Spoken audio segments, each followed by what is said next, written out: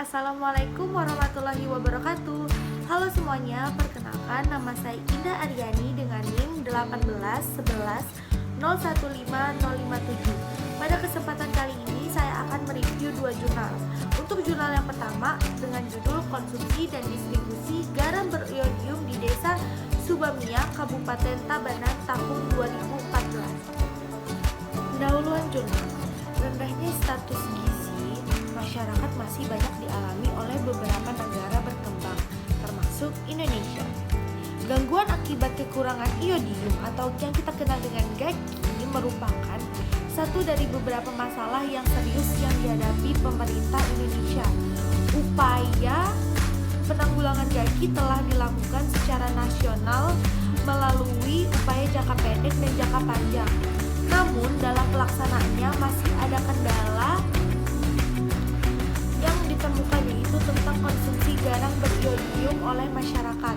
Penambahan iodium pada garam konsumsi merupakan cara yang tepat dan efektif mendapatkan hasil maksimum dalam pencapaian konsumsi garam beriodium di masyarakat. Akan tetapi masih ditemukan rumah tangga yang mengkonsumsi garam kurang iodium, dan diperkirakan sebagian garam berlabel iodium kandungan iodiumnya tidak sesuai dengan standar yang ditentukan, ditambah dengan cara penyimpanan yang salah sehingga kandungan iodiumnya berkurang. Hasil riset kesehatan dasar atau Riskesdas tahun 2013 menunjukkan bahwa persentase rumah tangga di Indonesia yang mengkonsumsi garam mengandung cukup iodium sebesar 77,1%, kurang iodium sebesar 14,8%, dan tidak beriodium sebesar 8,1%. Dengan demikian, Indonesia belum mencapai target WHO, yaitu Universal Salt Iodization atau USI sebesar 90%.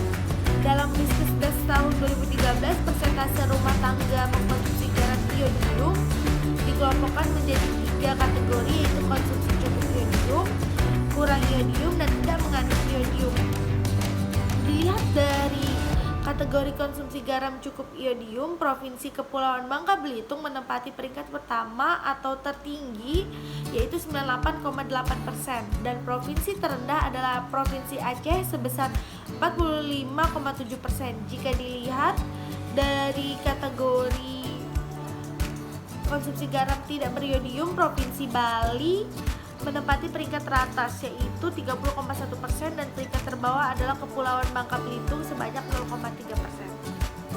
Salah satu kabupaten di Bali yang menunjukkan penurunan penggunaan garam iodium dari 62,76% pada tahun 2012 menjadi 50,35% pada tahun 2013 adalah Kabupaten Tabanan.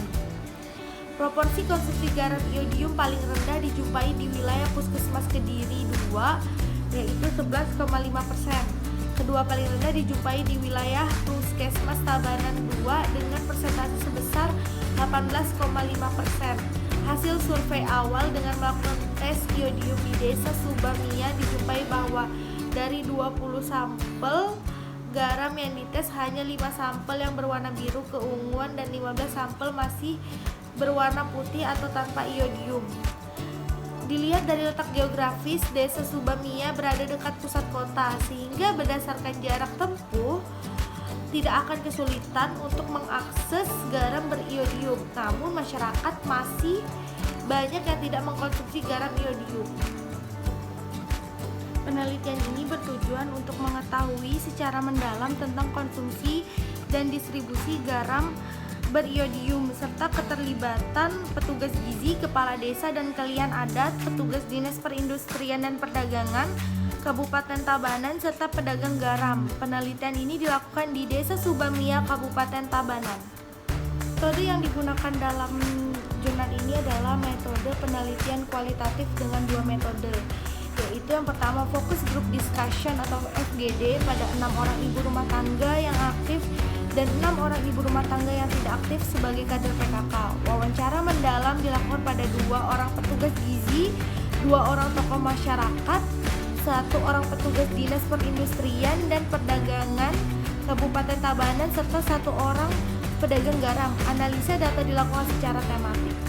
Lalu untuk hasil penelitiannya adalah menunjukkan bahwa responden lebih memilih garam biasa tidak beriodium yang tidak terasa pahit, lebih enak dan juga dipersepsikan lebih irit dibandingkan garam beriodium. Selain itu, distribusi garam beriodium yang diatur oleh pemerintah daerah dilaporkan buruk, sehingga partisipan kesulitan dalam memperoleh garam beriodium. Dari jurnal ini adalah masalah konsumsi garam beriodium terlihat seperti lingkaran. Demand yang rendah disebabkan karena garam beriodium dirasakan pahit, harga yang lebih mahal dan kesulitan di dalam membeli karena suplai yang terbatas. Sebaliknya, suplai yang terbatas disebabkan karena demand yang rendah, di mana warung-warung yang berada di sekitar masyarakat tidak menjual garam beriodium. Karena masyarakat kebanyakan membeli garam biasa yang dirasakan lebih enak, lebih murah, dan dijual ke rumah-rumah oleh pedagang. Masalah ini juga disebabkan karena tidak adanya regulasi tentang keharusan iodisasi garam dan pengaturan tata niaga garam beriodium. Jurnal kedua yang saya bahas adalah hubungan gangguan akibat kekurangan iodium atau GAGI dengan prestasi belajar di Sekolah Dasar Negeri Tanggalrejo, Kecamatan Mojo Agung, Kabupaten Jombang. Pendahuluannya, masalah kekurangan konsumsi pangan bukanlah hal baru, namun masalah ini tetap aktual terutama di negara-negara berkembang seperti halnya Indonesia. Kehidupan manusia tak dapat dipisahkan dari masalah konsumsi pangan, sehingga kita sering menemukan ketidakmampuan masyarakat dalam hal pengelolaan makanan yang baik sesuai dengan standar gizi kesehatan. Masalah gizi utama di Indonesia salah satunya adalah gangguan akibat kekurangan yodium atau GAGI. Defisiensi gizi ini dapat diderita oleh orang pada setiap tahap kehidupan, mulai dari masa prenatal sampai lansia. Defisiensi yodium sebelumnya dikenal dengan istilah gondok, pembesaran kelenjar tiroid, yang merupakan salah satu gejala yang timbul akibat kekurangan zat gizi tersebut. Masalah GAGI merupakan masalah yang serius, mengingat dampaknya secara langsung mempengaruhi kelangsungan hidup dan kualitas manusia. Kelompok masyarakat yang sangat rawan terhadap masalah dampak defisiensi yodium adalah wanita usia subur atau WUS, ibu hamil, anak balita, dan anak usia sekolah. Pada anak usia sekolah, hal ini sangat merugikan karena mengakibatkan penurunan intelligent quotient atau IQ atau tingkat kecerdasan anak yang dapat berakibat pada rendahnya prestasi belajar. Perkembangan otak salah satunya dipengaruhi oleh zat yodium. Kekurangan yodium menyebabkan rendahnya kecerdasan. Metode penelitian pada jurnal ini adalah penelitian dengan menggunakan desain pra-eksperimental dengan menggunakan metode pendekatan cross-sectional.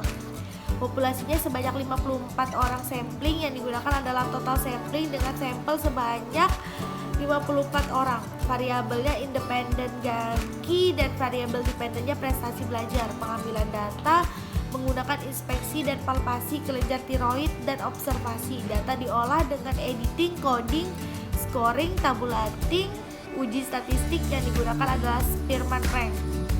Untuk hasil penelitiannya, hubungan gangguan akibat kekurangan yodium atau GAGI dengan prestasi belajar di SDN Tanggalrejo, Kecamatan Mojo Agung, Kabupaten Jombang.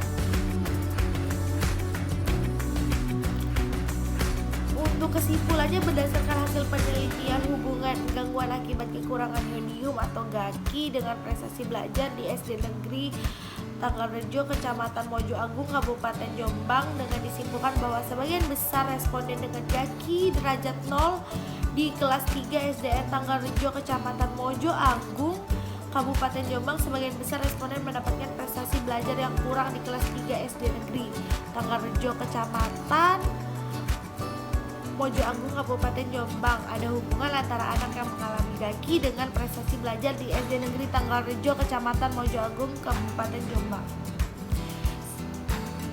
Baik teman-teman, itu dia tadi review saya mengenai jurnal tentang penanggulangan GAGI. Terima kasih sudah menonton, semoga bermanfaat. Wabillahi taufiq walhidayah. Wassalamualaikum warahmatullahi wabarakatuh.